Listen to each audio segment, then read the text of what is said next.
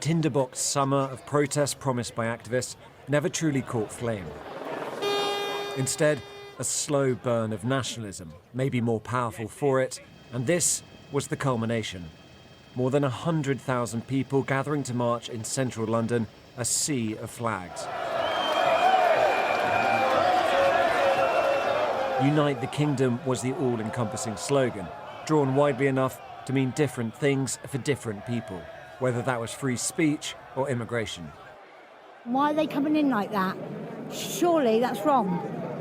Why I wouldn't skip on a boat and go to another country and hop off and expect to be well looked after. But apart from that, this is just United Kingdom. Just to stand up for what I believe in. Yeah. We're losing the identity of our country and somebody needs to stand up and fight for it.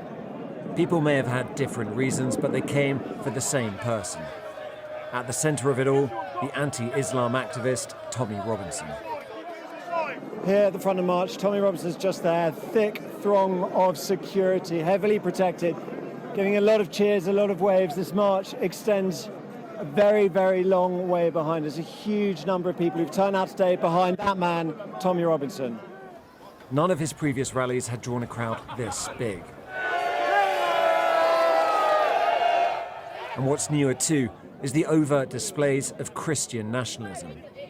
When the crowd assembled, they were led in a chant of Christ as King, and then the Lord's Prayer. Hallowed be thy name. As the heavens opened. 4 giant screens were set up along Whitehall. Organisers said the area was completely full. When Robinson took the stage, it was more like a football match or a festival than a political rally. We weathered the storm, and today we are the storm. And that's not much of an exaggeration, not when Elon Musk, the world's richest man, made a virtual appearance to back Robinson.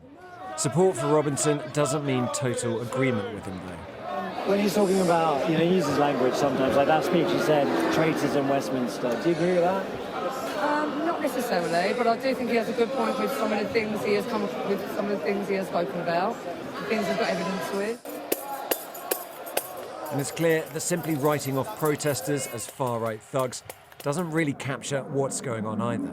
My mum has been telling me about this march, and I really wanted to go and support London. This was certainly the largest nationalist rally in recent memory.